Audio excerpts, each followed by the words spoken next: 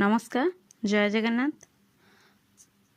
भावबोधक exclamation इंग्रेजी रे मनर विभिन्न भाव प्रकट करने भिन्न भिन्न उपाय रही।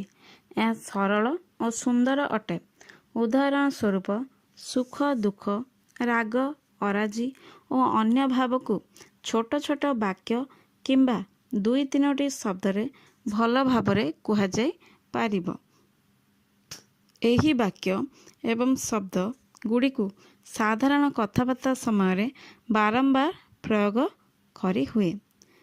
नंबर 1 बा बा मार्वल्स।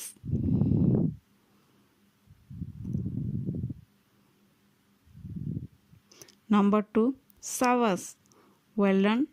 नंबर 3 अति सुंदर ब्यूटीफुल। नंबर 4 अरे हे। नंबर 5 बा वाओ।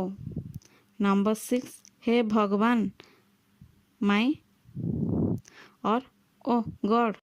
नंबर 7 आपण चमत्कार करदेले वंडरफुल। नंबर 8 निश्चित भावरे अवश्य ऑफकोर्स। नंबर 9 ईश्वर को धन्यवाद थैंक गॉड। नंबर 10 ईश्वर कृपारु बाय गॉड्स ग्रेस।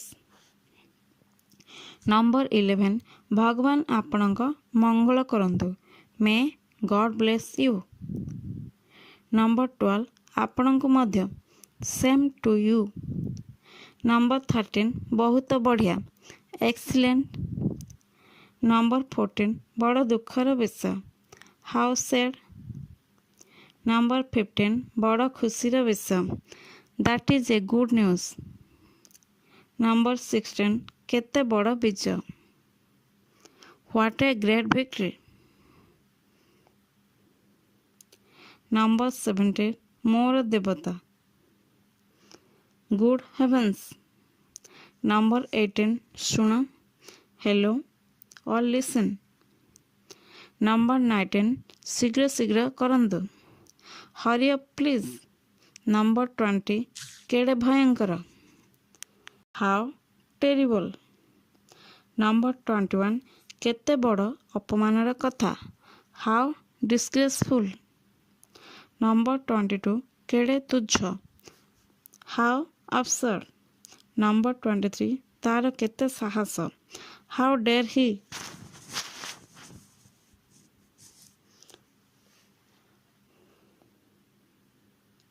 नंबर 24 केड़े मधुर हाउ स्वीट। नंबर 25 केड़े सुंदर हाउ लवली।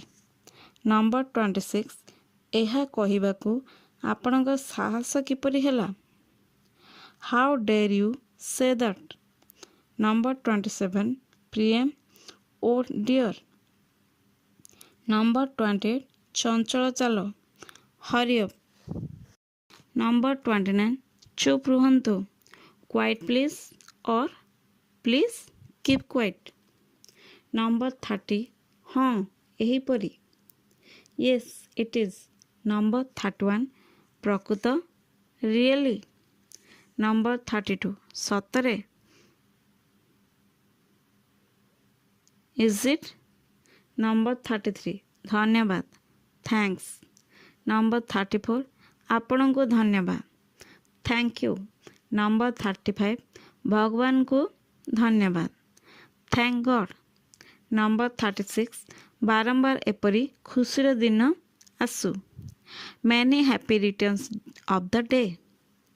नंबर 37 आहा मु खेल रे जीतीगली hurrah I have won the match.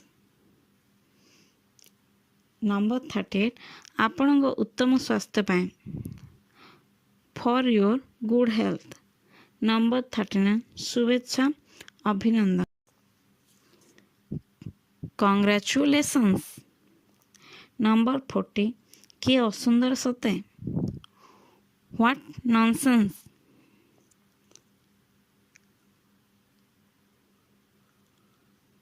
Number 41 केड़े लज्जार कथा व्हाट ए सेम। नंबर 42 केड़े दुखर कथा हाउ ट्रेजिक। ନମ୍ବର 43 କେଡ଼େ ସୁଖଦ ଆଶ୍ଚର୍ଯ୍ୟ what A pleasant surprise.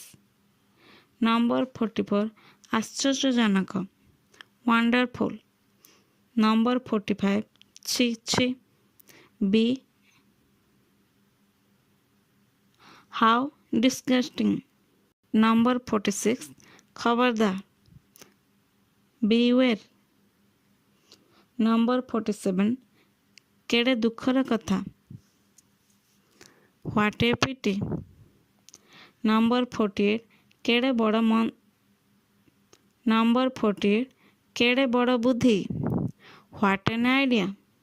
Number 49 ସ୍ୱାଗତଂ ମହାଶୟ ୱେଲକମ୍ ସାର୍। ନମ୍ବର 50 ଆପଣଙ୍କ ସ୍ୱାଗତ ପାଇଁ ଚିୟର୍ସ। ନମ୍ବର 51 ସମସ୍ୟା କ'ଣ କି ଅସୁବିଧା ହ୍ୱାଟ୍ ଏ ବଦର। ନମ୍ବର 52 ସାବଧାନତାର ସହ ସମ୍ଭାଳି କରି। ନମ୍ବର 52 ସାବଧାନତାର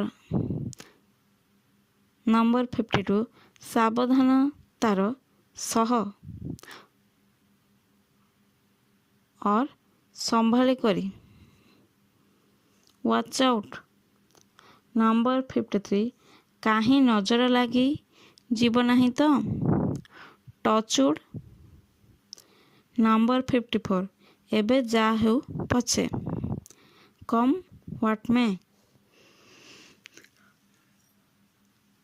ମନେ ରଖନ୍ତୁ ରିମେମ୍ବର। ନମ୍ବର 1 ଯେଉଁଠାରେ ସାଧାରଣ ବାକ୍ୟରେ ଅଧଚ୍ଛେଦ କଲନ୍ ବା ପୂର୍ଣ୍ଣଚ୍ଛେଦ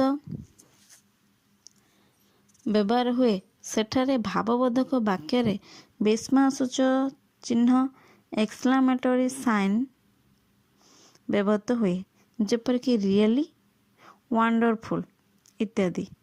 ନମ୍ବର 2 ଲଜ୍ଜା ଦୁଃଖ ଆଶ୍ଚର୍ଯ୍ୟ ଆନନ୍ଦ କ୍ରୋଧ ଇତ୍ୟାଦି ଭାବ ପ୍ରକାଶ କରିବା ବେଳେ ହ୍ୱାଟ୍ ହାଉ ଶବ୍ଦ ଗୁଡ଼ିକର ପ୍ରୟୋଗ ହୁଏ ଯଥା what A same how wonderful ଇତ୍ୟାଦି।